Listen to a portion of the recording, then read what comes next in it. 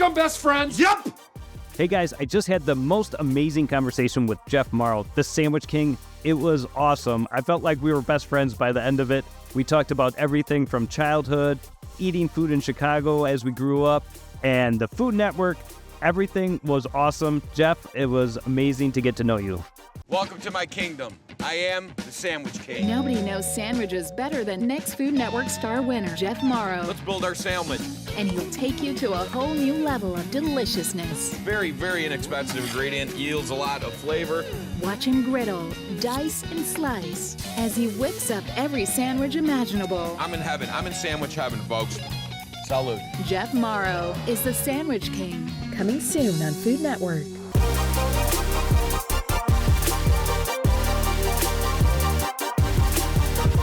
Hey everybody, welcome to another episode of the Duce Raymond Podcast. Today we have a very special guest, the Sandwich King, Mr. Jeff Mauro. Jeff, thanks for coming today, buddy. Duce, it is a pleasure. You know, that was my nickname in high school was Duce. No way. So I mean, when I first met you, I was like, dude, I mean, I need to one day learn the etymology of your name, Duce. But mine was from the racked up like a deuce, another rover in the night, blinded by the light, by Manfred Mann.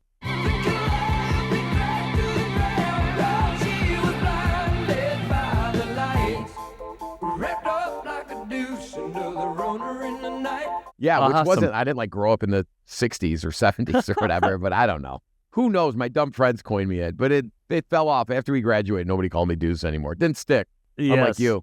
Well, I know. Mine stuck forever. I've been called Duce my whole life. I have the exact same name as my dad, so instead of Little Larry, our first name is Lawrence, so Larry, but yeah, God forbid it was Little Larry my whole life. But Duce thank stuck. God. Yeah. So much cooler. Nobody's singing about Little Larry unless it's, Little Larry round the corner eating all his pies, eating figgy pudding, and it's such a big surprise. I just made that up. But my God. There's plenty of good stuff about Duce out there. It's just so much cooler. You're a rambler. No. You know what I mean? You're a rambler. Little Larry's not a rambler. Yeah, no.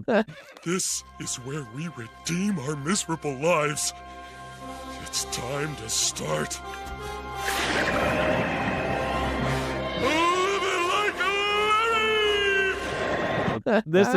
It's been great for me. Everybody remembers my name, so it's good for me. It's also bad because I'm horrible at remember people's names. So, oh, dude, I don't know. I don't know what the trick is. I mean, being in the public eye, I guess, for almost 15 years now, and I meet a lot of people, and you do these events, you do trade shows. I have a bit I'm always meeting new people, and that's my excuse, but I think it's just narcissism at the end of the day. So, Dude, don't let them fool you. It's your fault if you can't remember names. Fault. It's my fault. I'm not going to blame a busy lifestyle or meeting a lot of people. It's bull crap. It's that we're all inherently narcissists, I think. Yeah, to some extent, I think you're absolutely correct.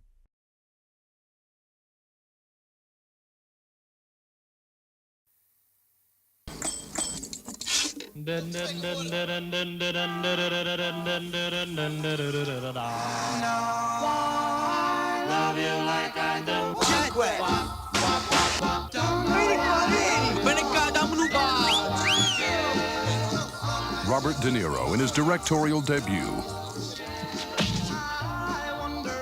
A Bronx Tale. I just watched Bronx Tale with my son for the first time, which was a very formative movie as a young, full-blooded Italian-American man.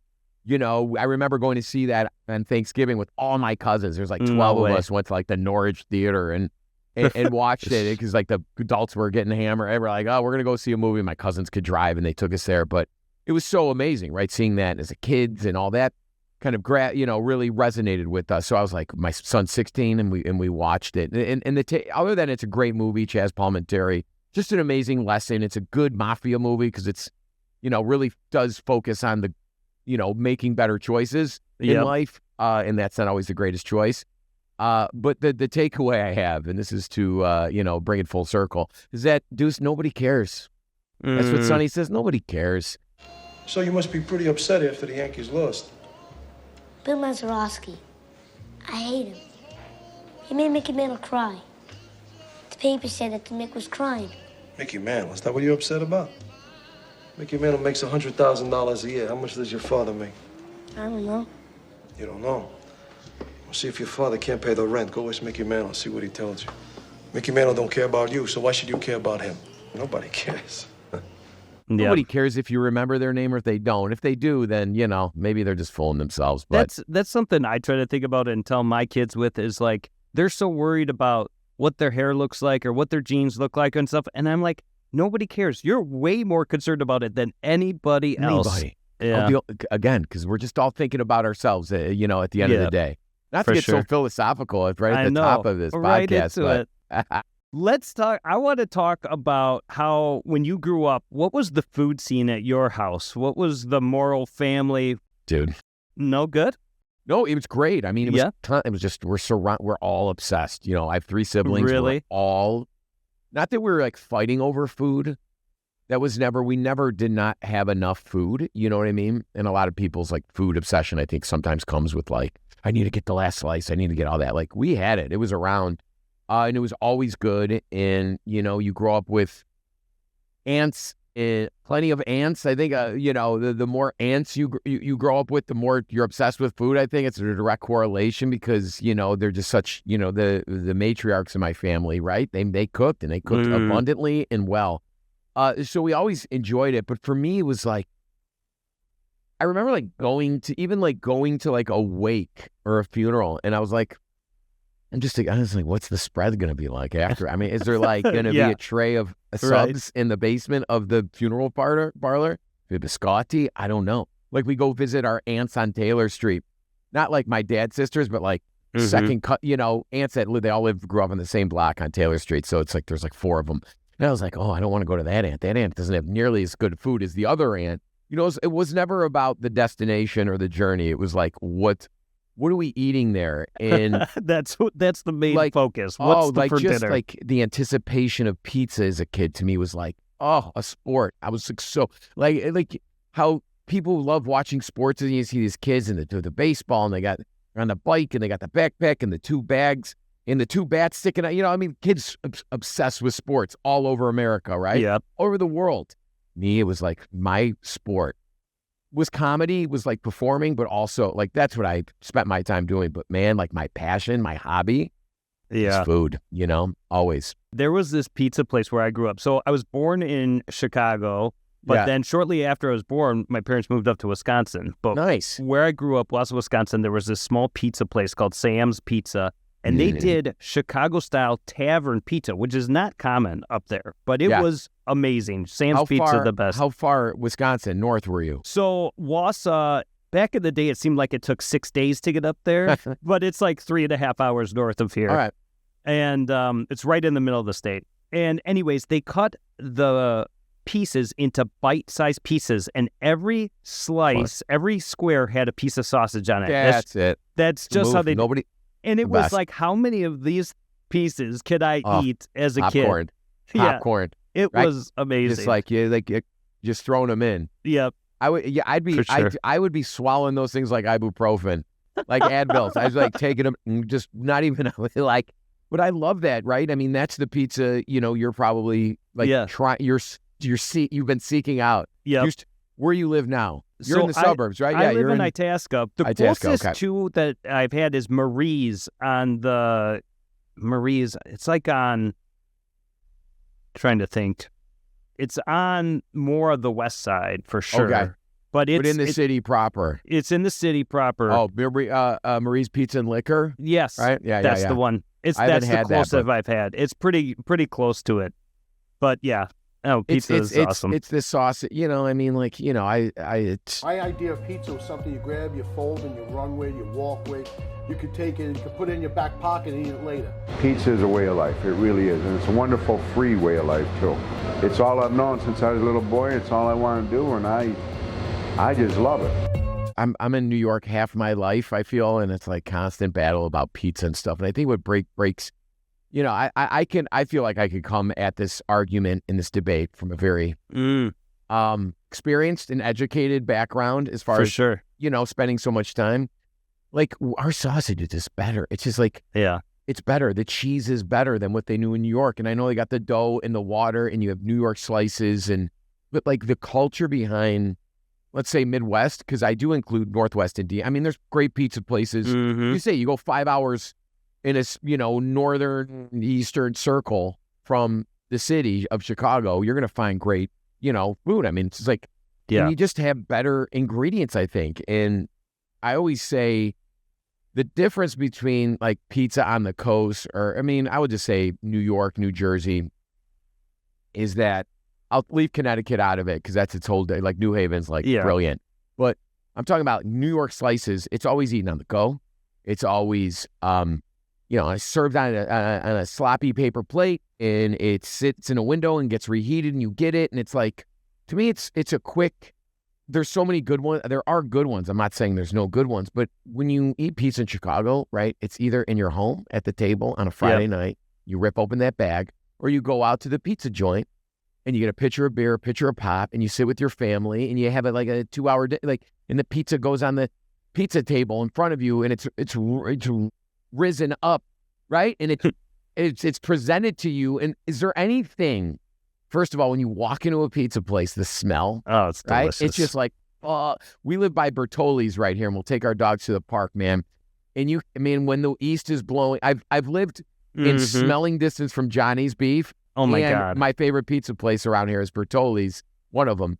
And you could smell it, and you're like, it's like, I just ate dinner, but I'm like, just the sweet sauce with the cheese and the little bit of burnt bread smell in the air. You're like, oh my God. And then like that anticipation is like, there's nothing better. And then you wait and you order, and then they bring that pizza to your table and they put it on the riser, and you're like, I am so involved in this moment. Like nothing is greater, right? That dopamine hit is unprecedented. You literally just gave me goosebumps talking about that, because I'm so invested in it. That's amazing. Johnny's Beef is one of those, our family's like idol to beef. My dad grew up on the west side of Chicago guy, but then later in his life moved up to Wisconsin, and super Bears fan, like put home of a Bears fan every time the Bears played the Packers, our house would get egged, all that stuff.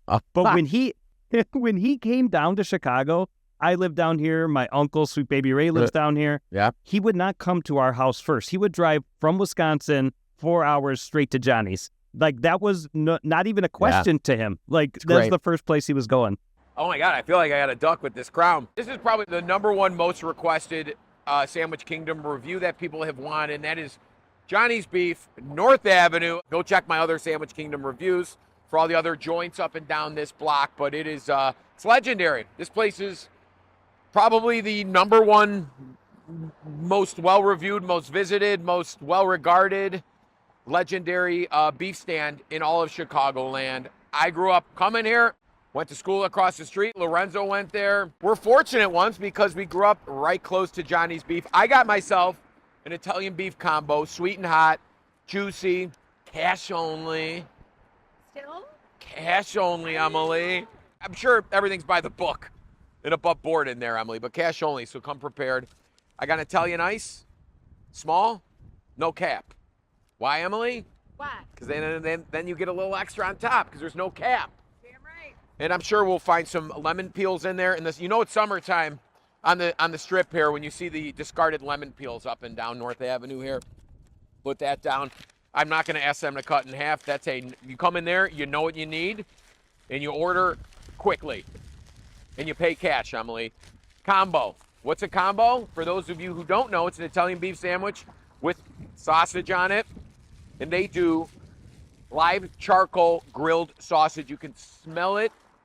We used to live about 2 blocks that way, and when the wind was blowing due northwest, you could smell the charcoal and the sausage in the air. Here we go. First of all, another saturation.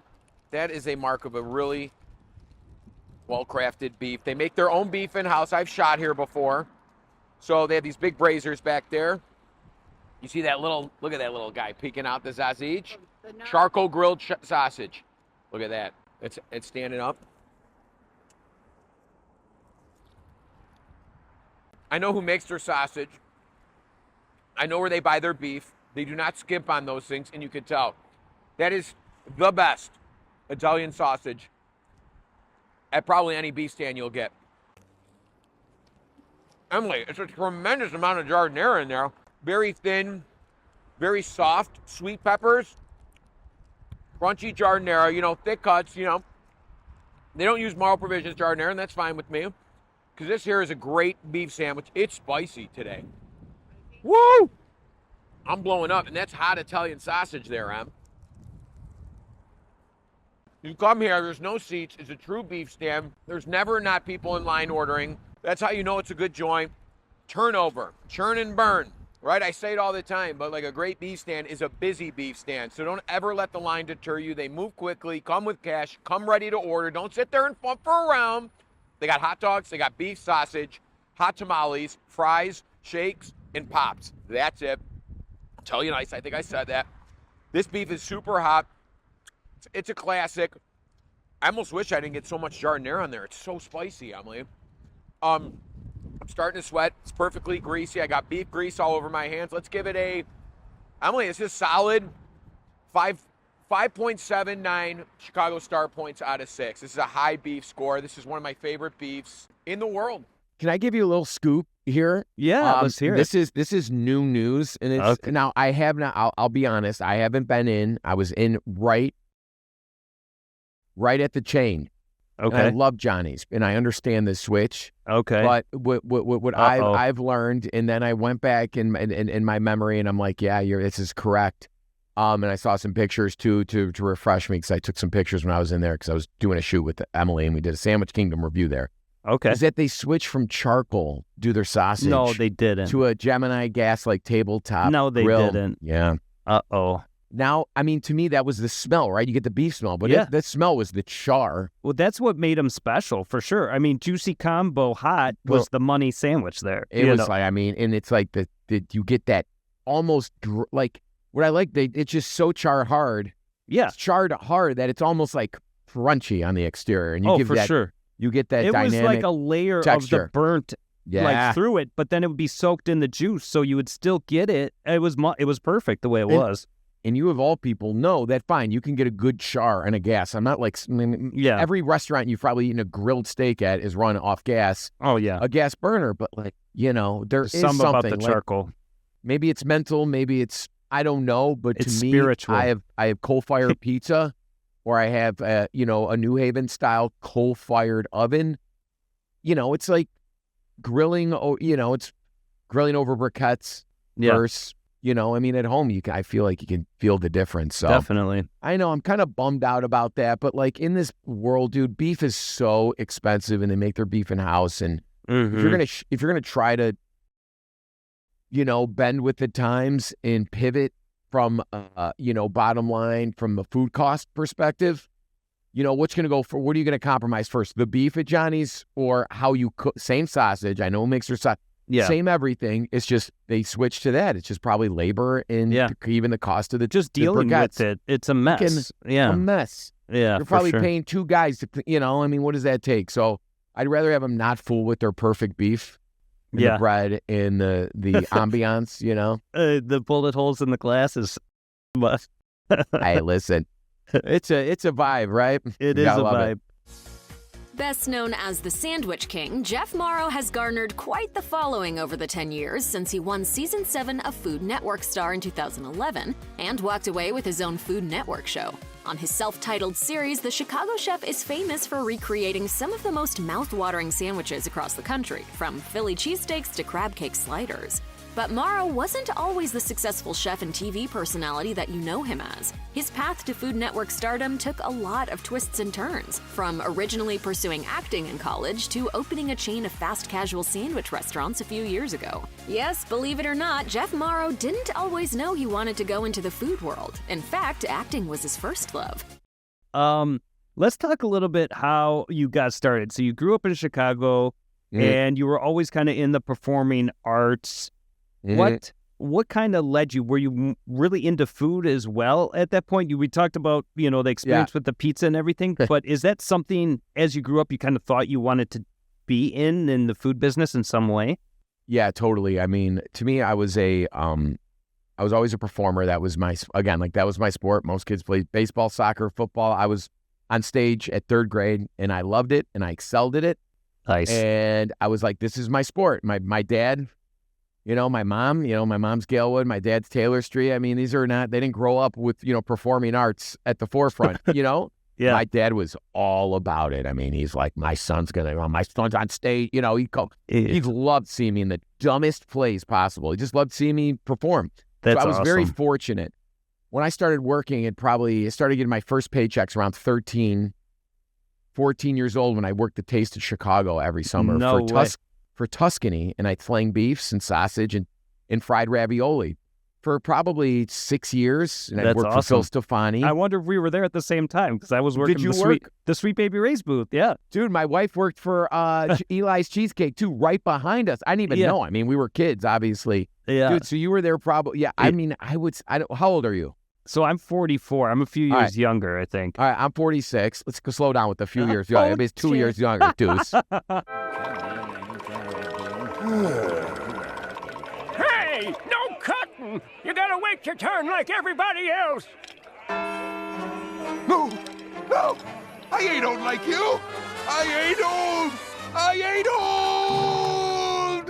He's like, I'm here, I feel you. I was sucking on dip when you were slinging beefs. I was barely I was in a walker. I had a rattle in my hand with dipping it in a fucking little mild.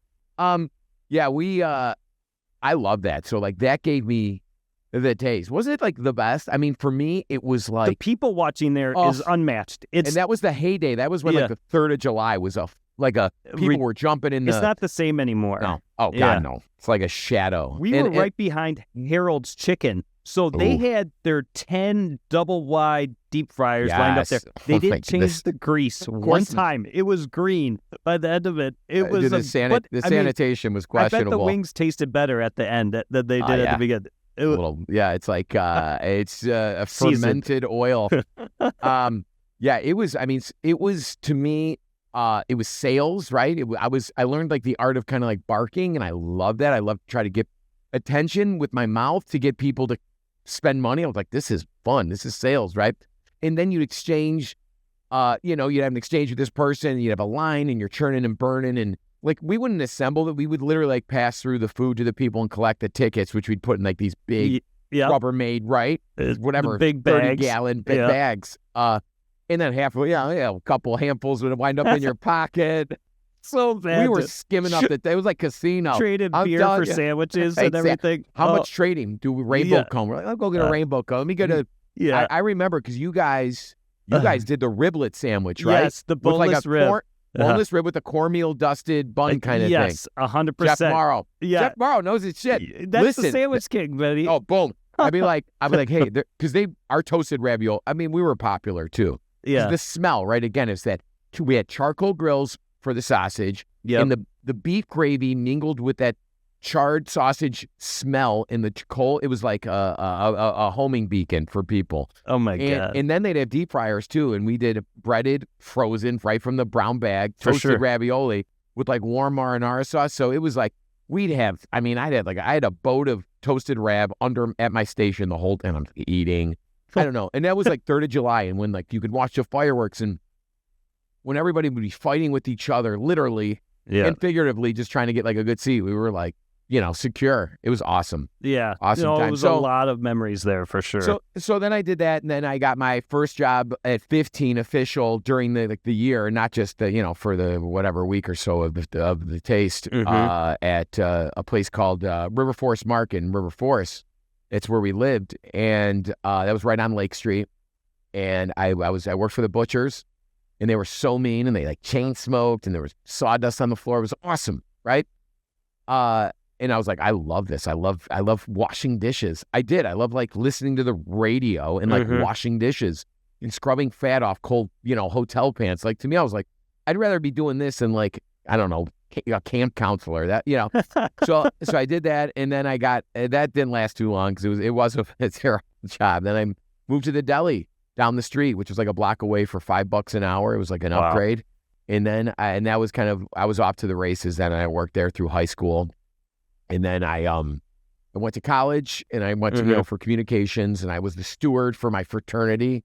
So I like kind of controlled the kitchen and did food ordering and Made sure we were stocked, and that was like, I didn't cook, but it was like kitchen manager essentially. So was that who helped you with that decision to go to through communications first and then go to culinary school, or was culinary school kind of not even a question yet? No, that wasn't a question yet. I knew I wanted, when I was 17, 18, the culinary school was like, I don't even think it was it existed, it's not like it is today. Yeah. No, it's not like a career path. Right. For most, young people that, you're going to college, you're bust, right? Or you're working at the shop. Yeah. You know what I mean? Or if you're your old man. Like culinary school wasn't really in my view. So I graduated, I was in a band the whole time in college, like the one band at Bradley. 1, 2, 3, 4.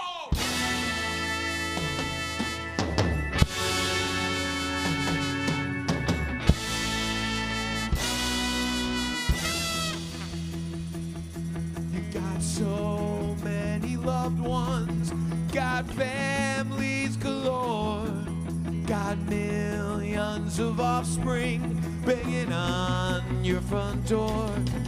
But there's really nobody like him or her. So cheers to your neighborhood bartender. She's your neighborhood bartender, and she's pouring all your booze. Whiskey, something clear or bad, she's gonna help you choose. She's really, really good at darts, and she doesn't like to lose. So to Prost and Slancha, here's an extra Starbucks for ya. Cheers to your neighborhood bartender. He pours you big shots, he only serves. He can slide your old-fashioned down the bar from here to way over there. But the drink is nobody like him or her. So cheers to your neighborhood bartender. So we I made my weed money through the band and beer money, and I, got free board a couple years there for being the kitchen manager through the fraternity. And then I graduated. I was like, what the hell am I going to, I'm like, I'm going to try to get a TV job, right? Mm-hmm. In production, whatever, being editor or something. Right. And then my cousin Dave, who was an executive chef at a place on Halstead called Tilly's, which was my family's cousin's restaurant. Okay. My uncle. So it was like a real hopping place, but he got sick of it and he just wanted to open a deli. And, he wanted to, he was getting married, you have a family, you have a kid, you want to get it kind of out of that. So he's like, you want to come on board and help me open this deli in Westmont? And it was on 83 in Ogden there, called Primetime Deli. And I helped him open up. We made the menu. I did the whole menu on like print shop. You know what I mean? No joke. And I had the trifold menu. Like we started from the ground up, and I learned so much. Oh and my how God, hard of for a business it is to make money and all that. And we did that. But a couple weeks, the week we opened the deli, I went and auditioned for Tony and Tina's wedding, which I ended up getting cast in as like a waiter. And so it's me and you from now on, okay, baby? We are gathered here today to celebrate the banquet of life and witness the feast of love which Valentina and Anthony are to share in marriage. Let us begin by remembering that love must be a part of our lives.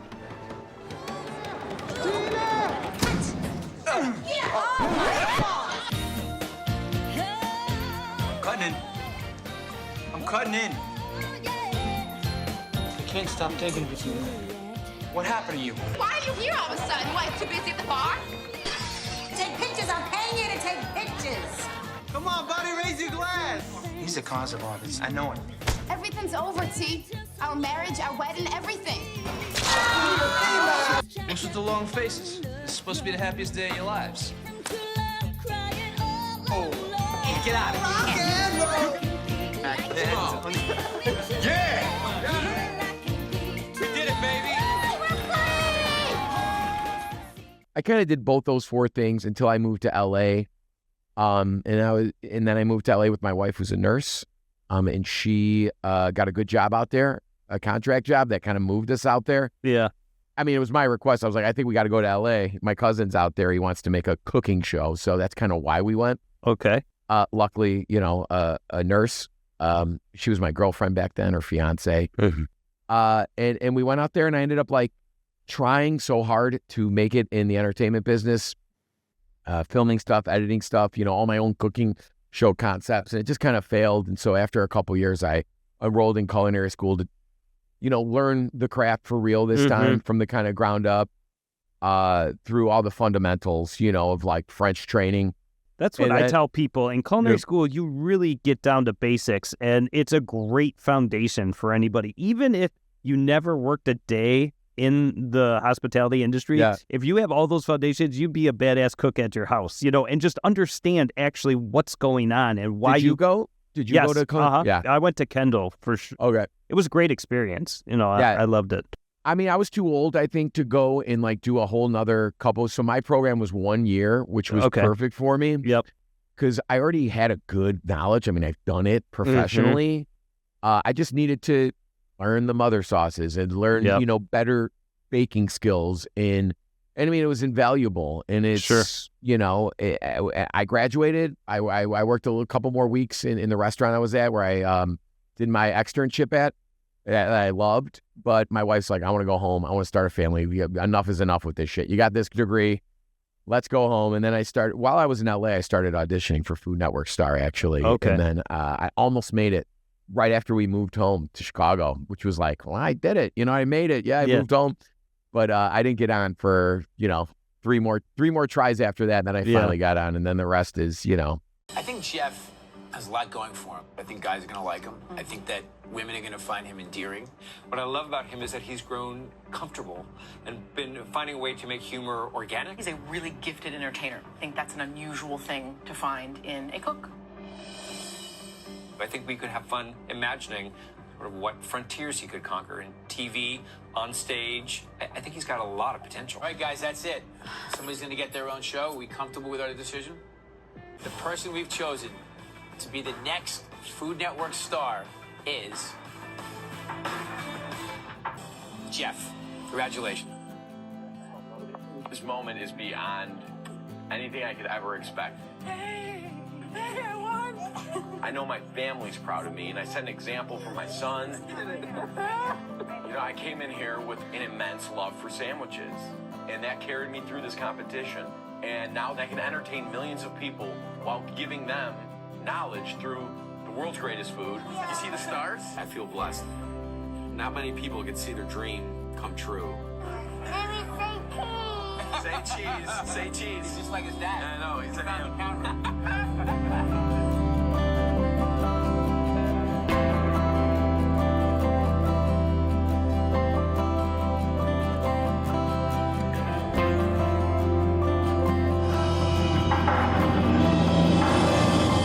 Jeff.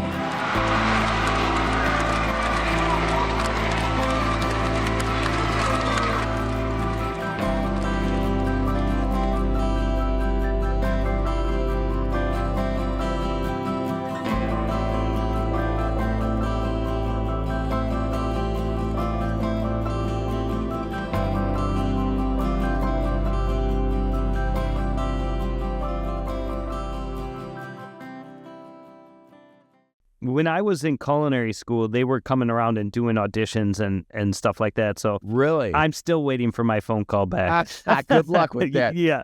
I hope that I would love for them to bring that show back. I mean, I would love for let me rephrase that, Duce. I would love for them to bring that show back and ask me to host it or have some kind of hand in it, Yeah. But if it was like me, Guy, and Artie or something. That's amazing. Yeah. Like actual people that have gone through the process and succeeded and, whatever. It was really interesting hearing Guy on Rogan the other week. He was just on. Yeah, what'd you think?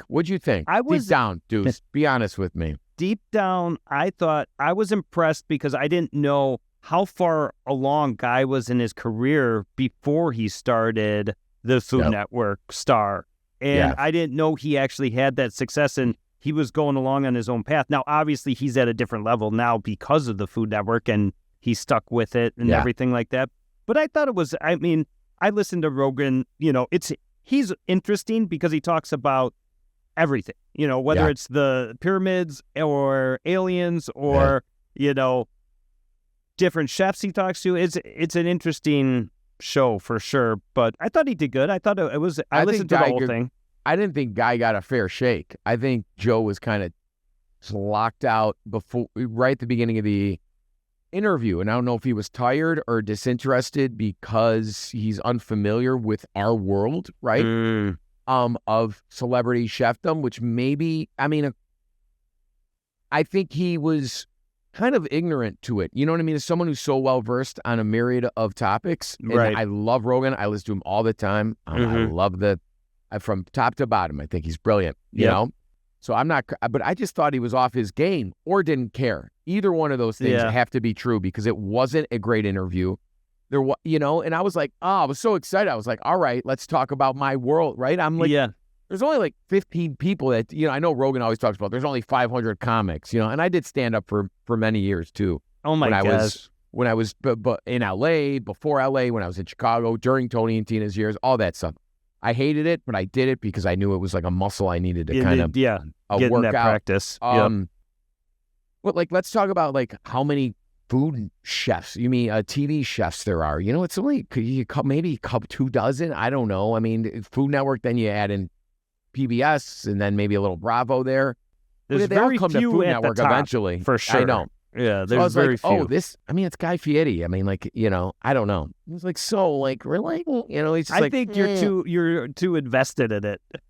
Duce, I'm a passionate man. Yes, but you at are. the end of the day, I mean, here I am worried about this, but nobody cares. No. Nobody cares, Duce. It's in one ear out the other, on to the next guy. Who was he just talking to? I don't know. I was listening to the guy, they were talking about aliens. I don't know. I'm all into that stuff too. I love it. It's cool. I love aliens. I love science fiction. I read a tremendous amount of like hard science fiction. Yeah. I want to believe, even though I haven't seen anything. I don't know. There's just so much unexplained stuff up there, and I'm just always looking for the answer.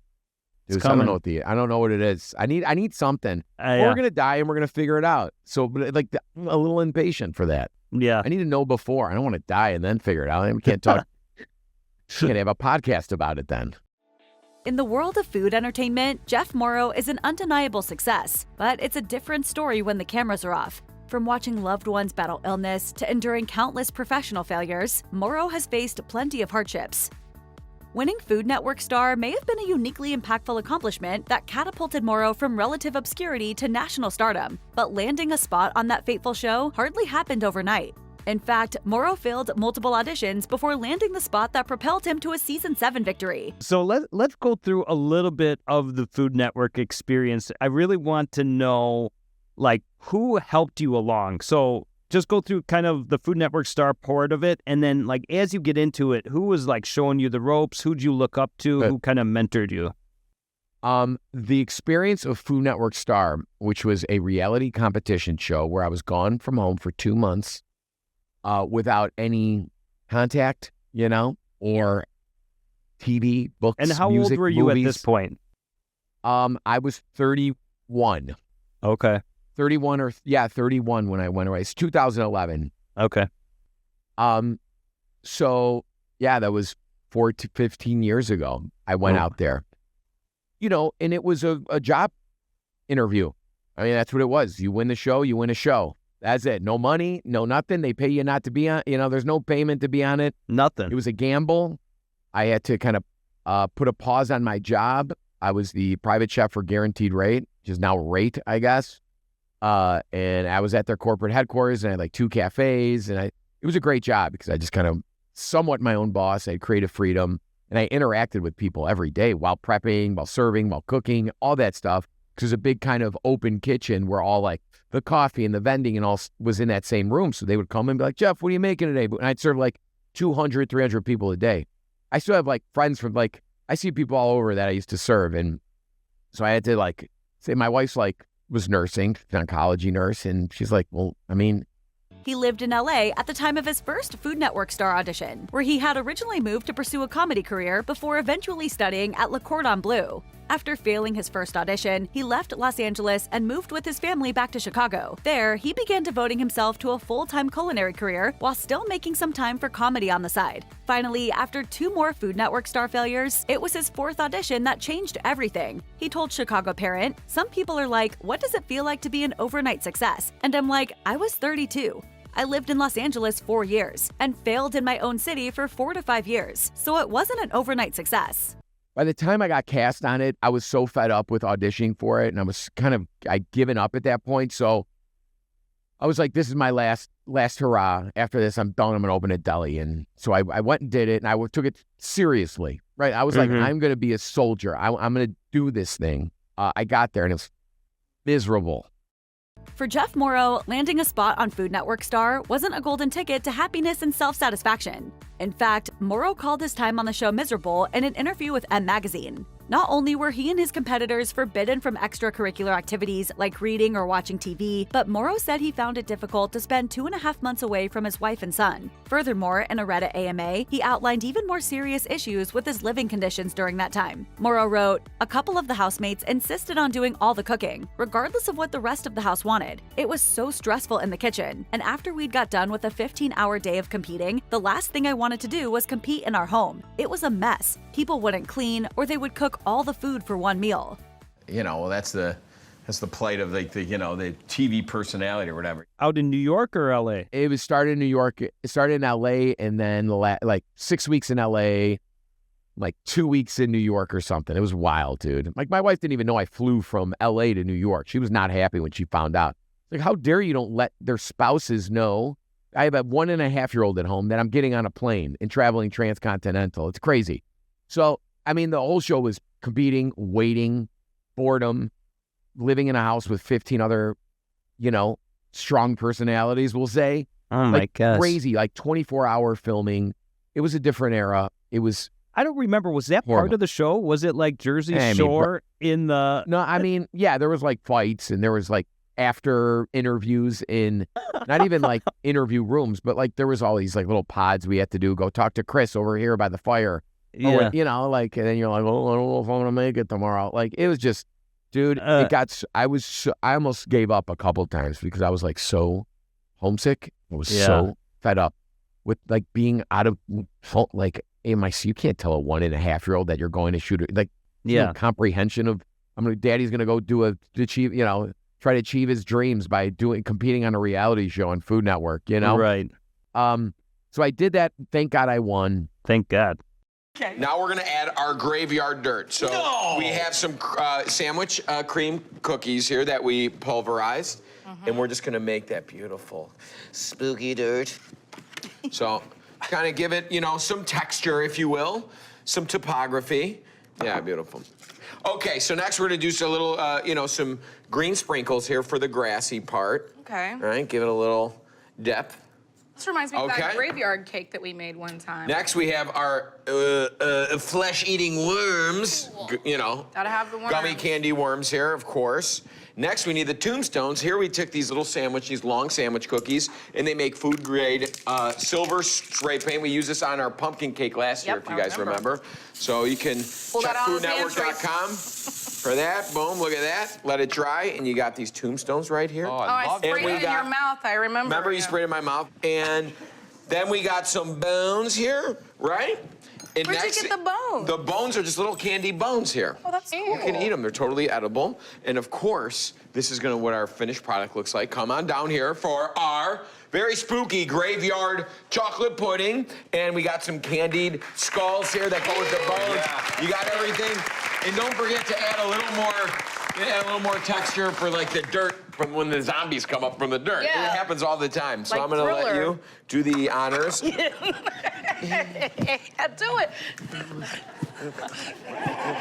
Ride the pony. Thank you. I was one fan of that dance.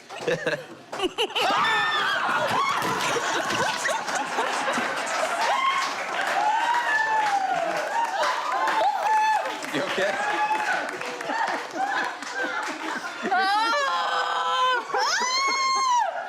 That is gross.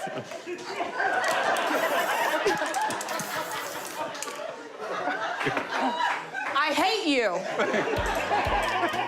Who's in there? I feel bad for who's in there. And that ran into like 5 seasons of Sandwich King, and then The Kitchen, and then, you know, The Kitchen kind of took over for Sandwich King. And, you know, I've done shows that have gotten canceled. I've had The Kitchen's since 2013, so that's like humming along. Where we've done over 500 episodes, you know, 41 seasons. Yeah, I mean, like we are. So that's great. I mean, nobody's got that. That's a rarity in this business, right? But I think the main, I've had several mentors, I feel like, but one, Bobby Flay was instrumental in the beginning. He was very, he made himself available to me for any questions that this, I mean, you wake up, it's not like you wake up and your life's different. I mean, it was a very long process, you know, winning the show, and then finally it aired, and then everything. And then your life, once they air the episode, your life kind of changes, right? But I shot that episode 6 months prior, and, you know, my life already changed inside me. I just couldn't tell anybody, you know what I mean? I'm like, I'm still at guaranteed rate. I'm slicing, you know, oven gold turkey. You guys don't know. They're like, it's a little thick. I'm like, hey, go. I'm like, I'll put your head in here and I'll walk right out. You know, Jerry Maguire. You know, who's coming with me? Come on. New company. We're going to a new company. Okay. If anybody else wants to come with me, this moment will be the moment of something real and fun and inspiring in this God-forsaken business, and we will do it together. Who's coming with me? Who's coming with me? Who's coming with me?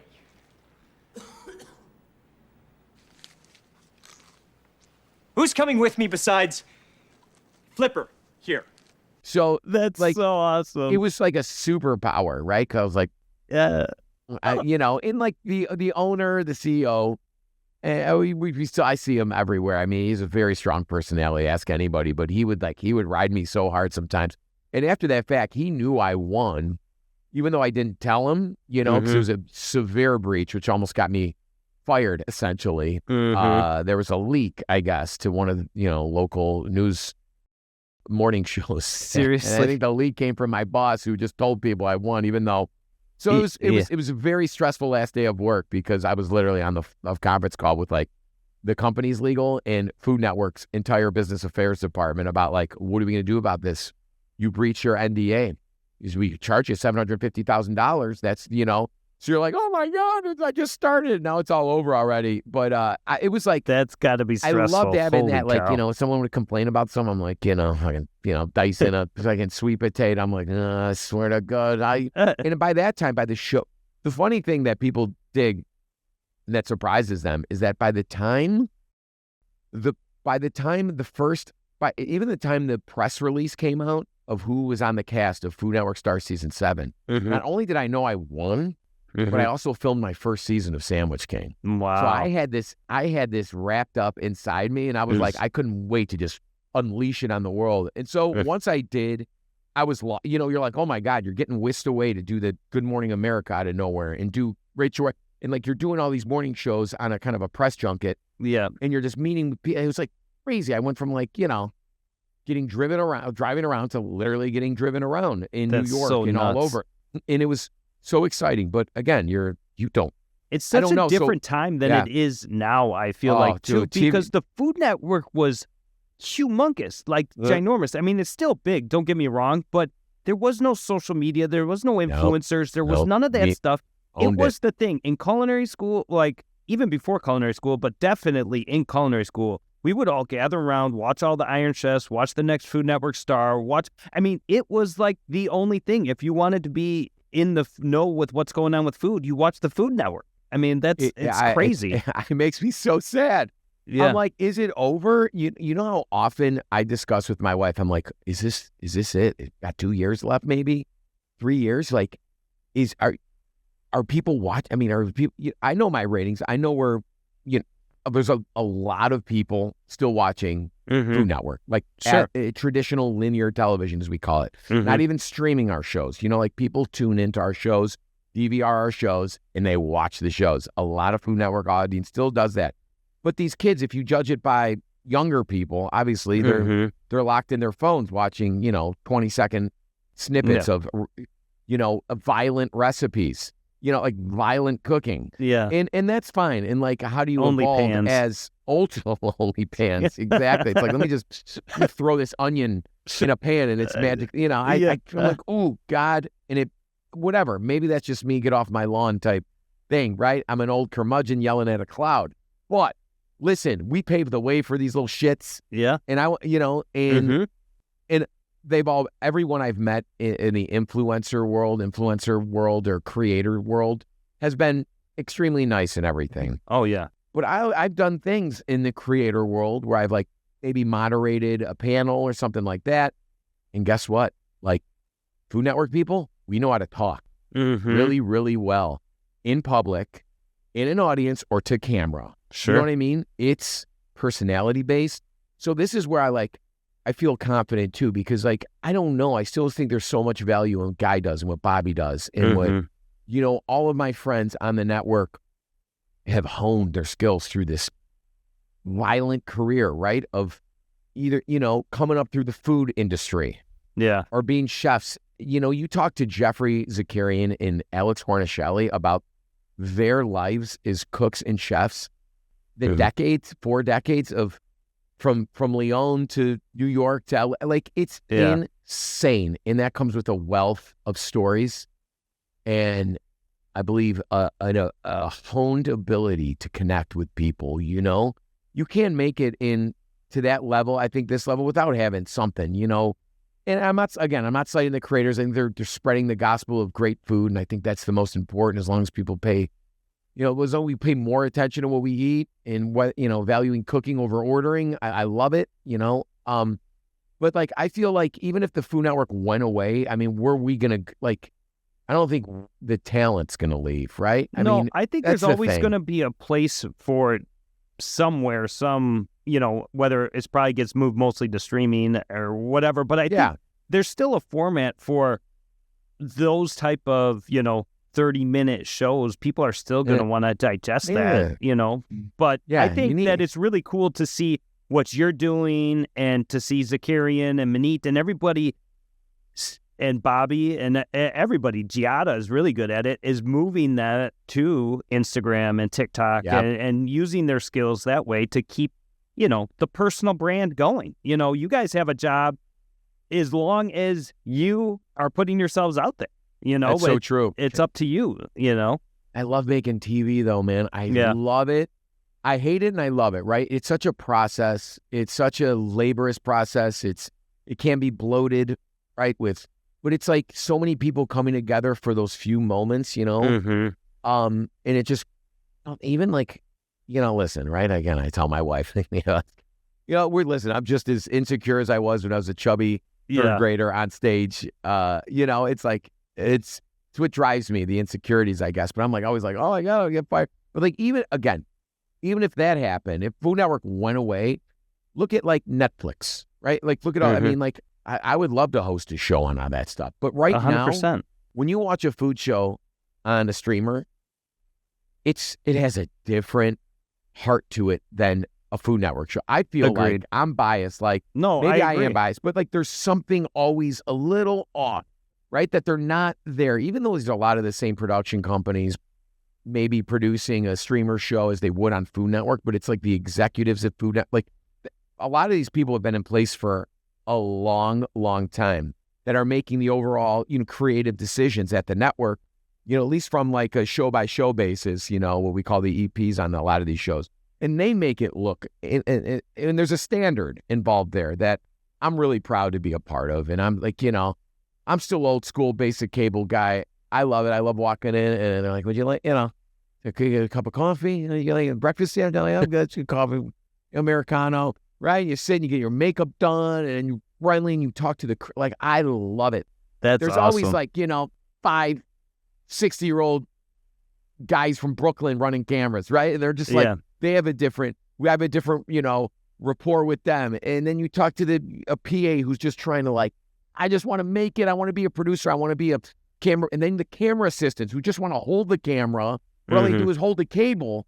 Then you get to know their story. And like, I love, and that's one of the, like, it's not even about making money or the power or whatever. I love being like the captain of this ship when it comes to like delivering the message, I guess, to the audience, right? When I know that like I depend on every one of those people doing their job 100% correctly for that 12-minute act or whatever, or that 5-minute act.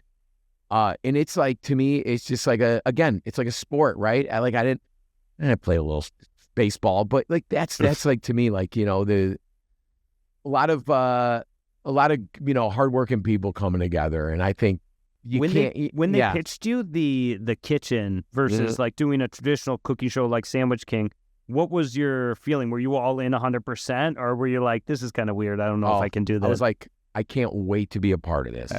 I need to be on this show.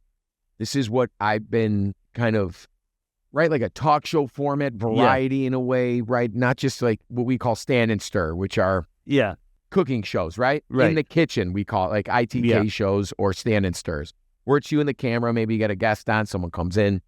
But like the kitchen meal is like, this is where I've been a class clown my whole life, and now, you know, let me do, you know, and everybody has a story, right? Because the audition process is kind of, you know, there's some lore about that, because it was very competitive to get on this show, and they were, I mean, I felt, in my memory, right? Memory can be subjective. I got the call from Karen, who's been a longtime producer there, and she's like, I think we're going to do this show. You got to come in.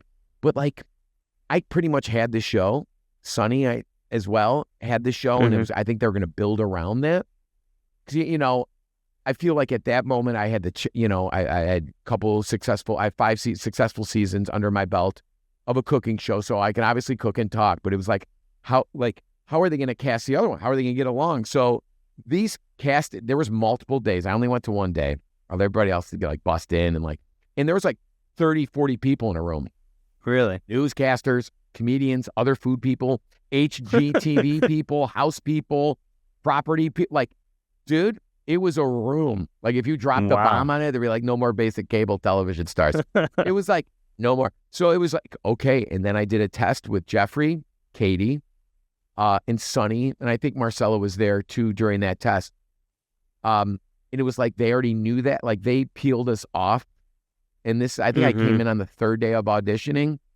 And I remember talking to the producer, not that I really had much pull then, but I was like, please, God, I go, no matter who's on this show, I know I want to be on the show more than anything, but I can guarantee you it's going to be brilliant if you cast Jeffrey Zakarian alongside me.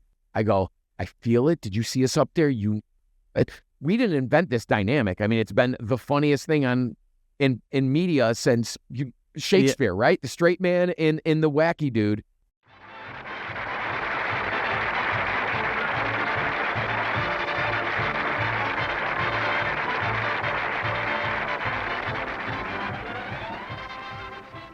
I'm getting so now I don't like this business. I mean, after all, I don't know why she puts in front of my face all the time. What are you beefing about in front of your face once in a while. What's wrong with you? You want all these kids to come in here to think I'm a dope? That's the way they're going out. If you're going to ask me any more of those stupid things you ask me a nice, easy one, something I can answer. You can't answer it. Ask me. Will you answer it? All right, say you're 40 years old. Who's 40? Just pretend you're 40 years old. I'm a boy. All right, you're I'm a little boy. Say you're 40 years old and you're in love with a little girl, say, 10 years old. This one's going to be a pip. Now, well, wait till I finish it, will you, please? You got a good idea where I'm going to wind up? Now, wait a minute. All right, forget about that. You're 40, she's 10, you're 4 times as old as that little girl. You couldn't marry her, could you? Not unless I came from the mountains. Well, will you keep quiet till I finish it? Now, you're 40, she's 10. You're 4 times as old as that girl. So you wait 5 years. Now, the little girl is 15, you're 45. Now, you're only 3 times as old as that little girl. So you wait 15 years more. Now the little girl is 30. You're 60. You're only twice as old as that little girl. Hey, she's catching up. Yes. How long do you have to wait before you and the little girl are the same age? Now that's simple enough. Tell the folks. Show them how smart you are.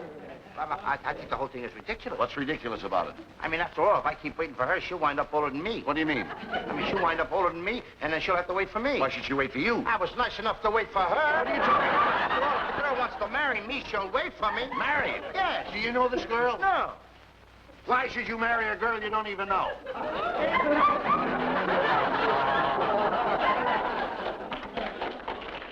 And the clown, and like, let me be the lighthearted guy, and he'll beat me down, and then I'll make fun of his time. Like, it'll great, and then everybody else will chime in from their angle. And I was like, I'm not producing this show, but like, I think that's going to work really well. I think that, and luckily enough, that's who was chosen. They listen to you because you guys have actually been nominated for Emmys, which is no joke. That's amazing. Yeah, it's a daytime Emmy, Duce, but I've been to the Emmys twice. Yeah. She just started using emojis, and it's hilarious. She can't stop tapping the emojis. It's almost like she's looking for a reason to put an emoji in a text message. It's adorable and cute and hilarious. Love you, Mommy. It's that she's getting to the point where she cannot hear anymore. So you walk into the house, and with the dogs barking and the TV at about, 98 out of 100, it makes you want to put your head in a vice, which is more comfortable. But I love my mom. I love your mom, too. Isn't she great? That's so cool. I've yet to win one. Sandwich King as a show was nominated. The Kitchen has been nominated as a show, and then as host, we've been nominated once. So, but that was like so many years ago, and it's like I don't even put I'd be so anxious in the past as they would announce the nominations, and now I don't even it goes by and I don't even think about it because it's such like a political money game too. Oh, I'm sure. You need to invest into marketing yourself as obviously you open trade magazines and stuff if you ever been, it's like for your consideration, right? You got to do the same shit for daytime Emmys, but you got to get your Trump vibe going. I wanted to win so bad. Oh my God. Dude. I'm so competitive. I could just imagine what I would have, I would have felt like for sure. I know. It's like the talk one. I'm like, what is it? Is it even on the air anymore? We're still on the air, Yeah. We lost to the Chew, I think, and that's not on the air. So the View, I think, we've lost to, I don't know, one of them. One of the thes. Pork and Mindy's was created by Emmy-nominated Food Network star Jeff Mauro and serial entrepreneur Kevin Corsello. As a fast casual restaurant, our food is not only an affordable daily luxury, but also premium, delicious, flavorful, and one of a kind. At Pork and Mindy's, we are redefining barbecue. In fact, David Raymond, known as Sweet Baby Ray, the co-founder of Sweet Baby Ray's, called Pork and Mindy's the future of barbecue. From the very beginning, we have been welcomed by an overwhelming reception from our customers. With over 350 million impressions in 2016 and over 500 million in 2017 and counting, we are loved for our artisanally produced slow-smoked meats and sauces. With our wonderful and loyal fan base, Pork and Mindy's continues to be a media spotlight, featured both locally and nationally, including Food Network, newspapers and magazines, ABC News, Rachel Ray, Fox News, and NBC's Today Show, as well as with our partnership with two of the biggest sports teams in the United States, the Chicago Cubs and the Chicago Bears. We continue to grow our fan base across the United States and globally.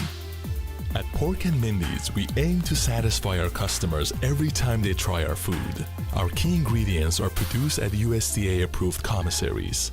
This allows us to control for quality, improve logistics, as well as realize the economy of scale in various areas. Doing so, our artisans can focus on serving our customers by creating delicious, eye-popping, gastronomic experiences for the taste buds with a food that is very much a work of art. It all started with our founder, Kevin Corsello. He felt there was something missing in the fast casual dining space. Not only had no one figured out how to bring slow-smoked meats to the masses, but all of the chains he visited felt bland and unconnected to their communities. As any good entrepreneur does, he started dreaming and sharing his ideas with his buddy and Emmy-nominated celebrity chef, Jeff Mauro. Their shared passion for food, music, and art began shaping a vision for a restaurant that at its core would do what food, music, and art had always done: bring people together.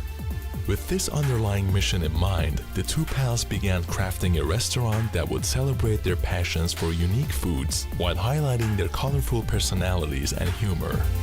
After many sleepless nights and passionate Italian arguments, Pork and Mindy's was born.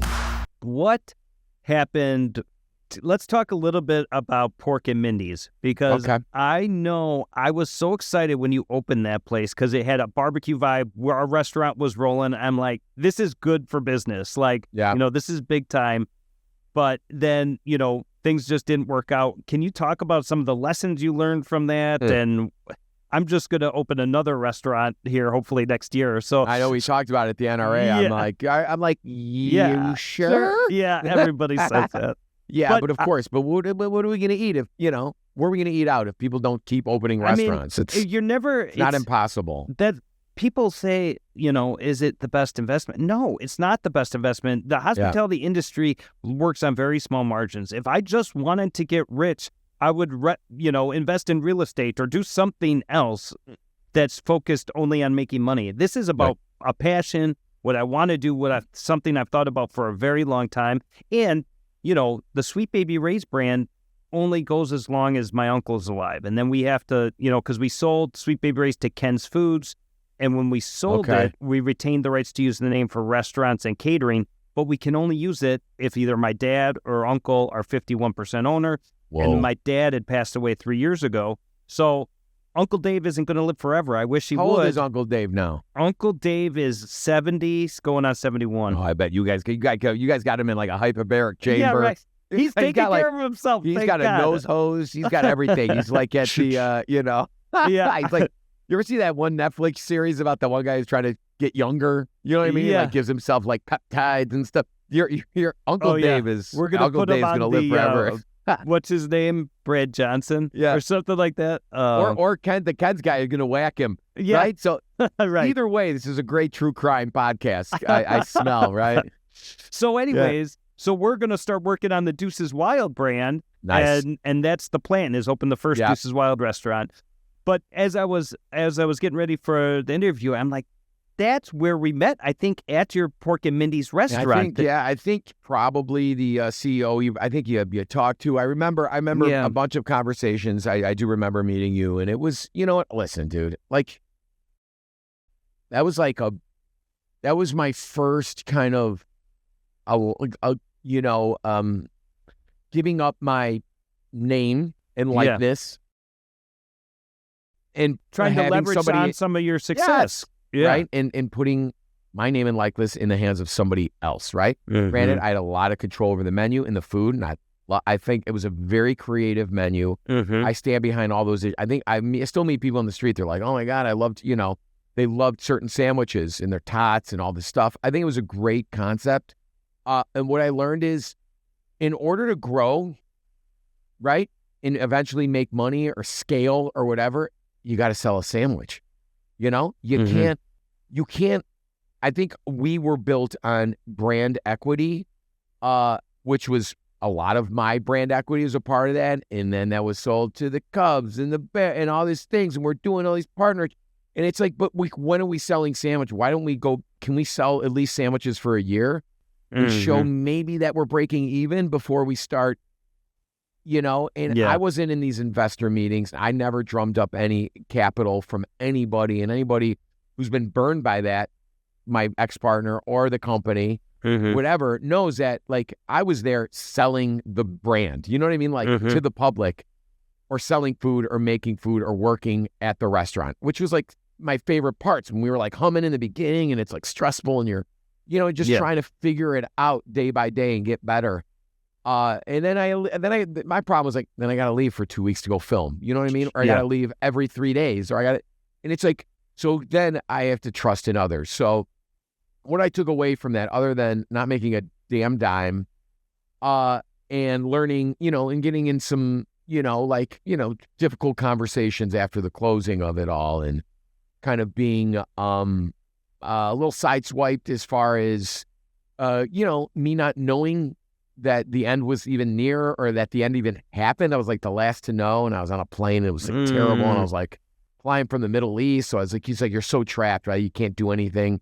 You want to like call and curse people out or whatever. And by the time I landed, I'm like, oh, okay, this bit the dust. And a lot of people lost money and burned, and that's like what I carry around, I think, on my back. And I think the biggest takeaway I had, other than like, don't don't take food service, hospitality for granted. Don't think just because you got a name, a clever, creative sandwich, that it's going to succeed. Like, there's so many other factors involved. So take it seriously. Number 2, if I put my name on something, it's going to be my idea. It's going to be mine. It's going to come from my soul. It's going to, and if I put my literal name on it, it's going to be, I'm going to stand behind it. And if I don't, I'm going to rip it out. Yeah. So I learned that. And then it's like, partners are good, right? Investors are good. All that stuff is good. But it's a lot safer and easier in some ways and longer of a process if you kind of do it the old-fashioned way, by bootstrapping it, by selling a couple jars and making a couple more with that money, and then growing a business slowly. So, and because you can't really trust anybody but yourself at the end of the day, Right. Very few. Close group, a tight group. I think having partners is great because, everyone's got their own area of expertise, and there's, I have strengths, and my uncle has strengths, my other business partner has strengths, and our managers, I'm not great at everything. I'm not great at holding people accountable. I'm too nice, so I see that. So we have other people that are much better at that than I am. But I think that the restaurant business is just what you said, you can't take it for granted, and we did that in the beginning with Sweet Baby Ray's. Well, we're going to open a Sweet Baby Ray's restaurant. It's going to be busy instantaneously. 3,000, and we're going to have 60 open in 2 years. And we lost money for the first 7 years we were open, until we started running it like an actual business. Like, we were so focused on growing, just like you had talked about, let's open another restaurant and then buy a catering company and then do this. And until we took it seriously, like, this is an actual business, and like Uncle Dave was not going to put any more money into it, we had to get down to it. It took till that point till actually we started being successful. And you have to run it like a business from day one, and it's not always easy to do when there is money flowing around and you have investors and everything like that. And everybody eventually wants that cut, and everybody wants something for free. They come in and your fans and family and everything. It's like, the truck just drops off food, right? You don't actually have to pay. Exactly. It's so easy. I know it is. It's frustrating. So it's when I started Mauro Provisions. I was like, I'm just gonna do this.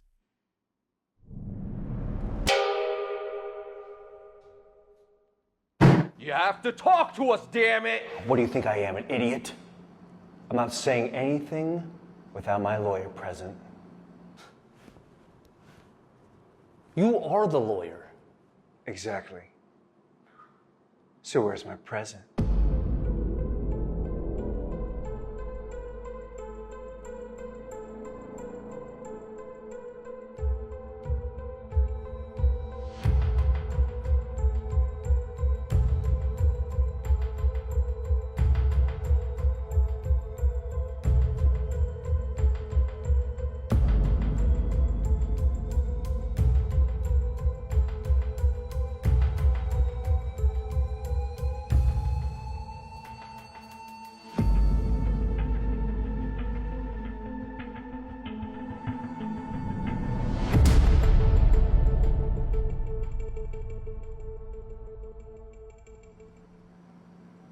You know what you're doing. Take notes, rookie. You'll learn.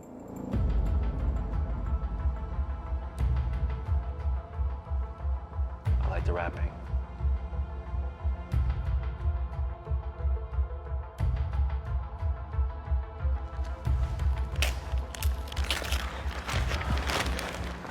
No, you did. Is it the Mauro Provisions Prime Italian Beef Kit? You're telling me that inside this box are 2 pounds of USDA Prime Italian beef and gravy, French rolls, and jumbo Italian sausages? And a jar of Kraft giardiniera.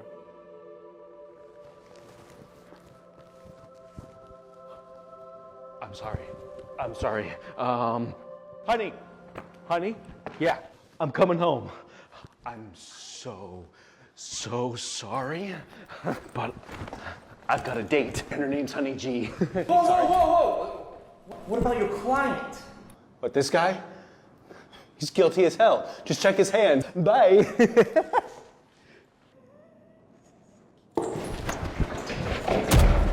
Mauro Provisions Prime Italian Beef Kit. So good, it's criminal. I'm going to go through, I'm not going to bring anybody on. I started by myself and then brought one person on to help with fulfillment.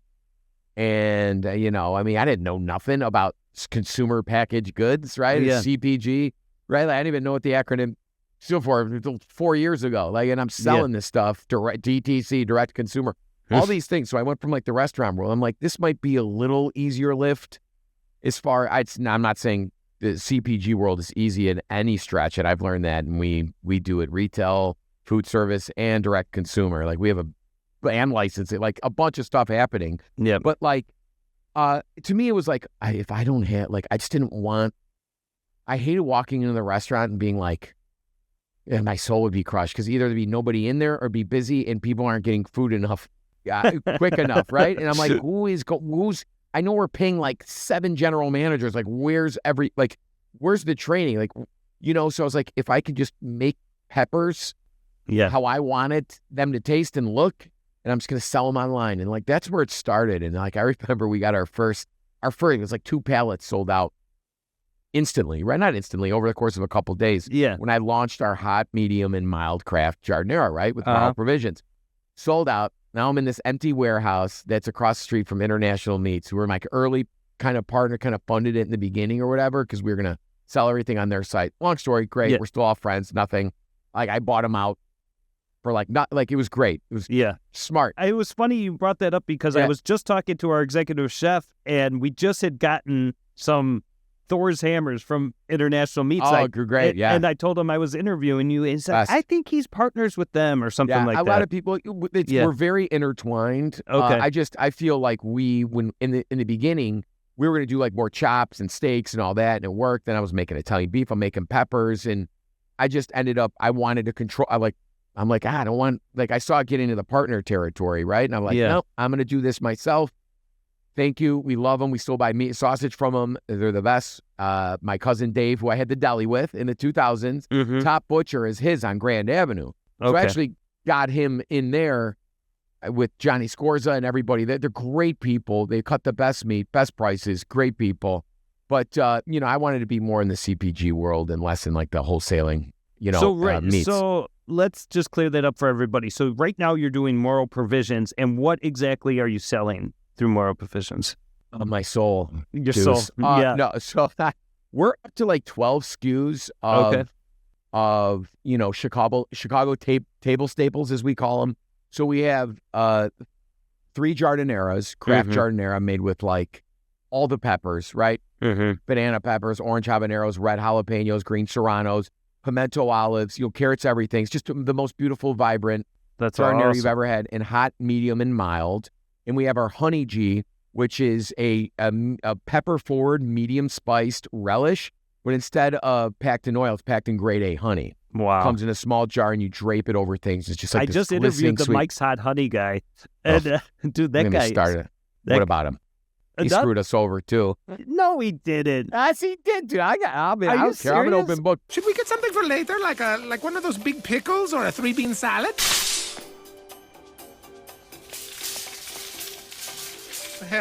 That was awkward. Listen, it's business. They changed their business model right at the 1 yard line when we were going to put their honey in our Honey G for the launch. I mean, labels were made, everything. And then they changed their structure, which I understand. They just can't give away their name. And we were going to have a little, packed with a Mike's little Hot. badge. Yeah, of course. I love those guys. Who did you talk to there? Mike or Mike? All right. Yeah, no, I mean, and then it was so we had to kind of almost start from scratch at that point. Not start from, we had the formula, we just had to change honey in our labels. So it cost us some, but they were very fair about it. I had no idea. I just thought it was cool that you're doing honey with hot. I know. And I'm not, I swear to God, I'm not hurt, but then it's, then you got the East Coast guy, I'm just you know what, ride or die Chicago until I don't need to I don't need to use like every time I like feel like I've done something on the East Coast, like a collaboration, I'm like, and not that they don't like it on the, it's just like, I don't know. It's just, there's that authenticity that's hard to match when you have partners locally or whatever. But, so we have the Honey G, then we got 6 different rubs, which we call our chip dusts. So we have like a barbecue chip dust, sea salt and vinegar chip dust, sour cream and chive, cheddar jalapeno, and we got our, a black powder rub, and then our giardiniera rub, which I had on pork last night. It's unbelievable because there's like no herbs in it. Because you eat a spoonful of giardiniera, you're not tasting herbaceous qualities, right? You're tasting fermented funk and heat and pepper flavor and a little celery and a little carrot. So all that's dehydrated in there with like nutritional yeast and malt powder vinegar. So you get like, it's just excellent. It's like good within a spoon. And then we have, we do a lot of wholesale food service Italian beef, our Italian pork, plus all our giardiniera. And then direct to consumer, we sell prime, USDA prime Italian beef kits, which we just sold like 1,000 of them this week. So that's what you were doing for Father's Day and all that? Oh, yeah. Awesome. It worked out so well. You never know. I do a lot of things. Like in 2 weeks, I did 3 TV spots, 3 personal appearances. And sometimes I go, I do things and it doesn't move the needle, you know? But I'm so invested in this company. We're 5 years in August, and half of it's my family. Duce. Yeah. You know how that is. Emily. My brother Frank is head of sales, wholesale sales. And, even my sister Dana will do sampling and stuff at Jewel or whatever. But so we ship all these beef kits. We do Chicago cheesesteak kits, all of our giardiniera and rub SKUs. We ship them everywhere. We've been doing that since day one. So we're really, really good at it. And our beef is, I tell people this, and it's not even a joke, all right? I spar twice a week, all right? I box 4 days a week. Yep. If you find a better beef, I swear to God, it's the best beef ever. And if not, you can come and you can punch me in the face. I'll let you punch me in the face. So I'm sick. Do you disclose what cut of beef you use? Or 100%. And you know why? It's our biggest issue, and it has been since, especially beef prices as they are right now. Yeah. I mean, as volatile as they are for especially the last year. 2 years, we use entire USDA prime chuck rolls. Rolls. Chuck rolls, bro. No eye round, no gooseneck, no mud flap, no nothing. So nobody wants to touch it. Nobody wants to make it. We have one producer. We're the only prime they do. We're the only whole chuck roll. They don't tumble it. They don't pump it.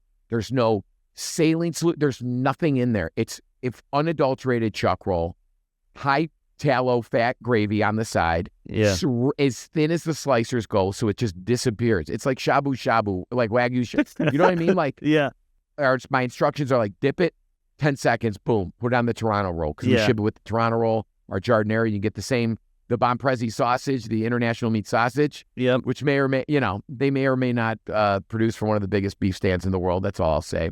So you get the best sausage kit, right? But to me, it's like, the biggest hurdle is getting, like, we don't make, like, when we wholesale we'll do choice, USDA choice, same formula, everything.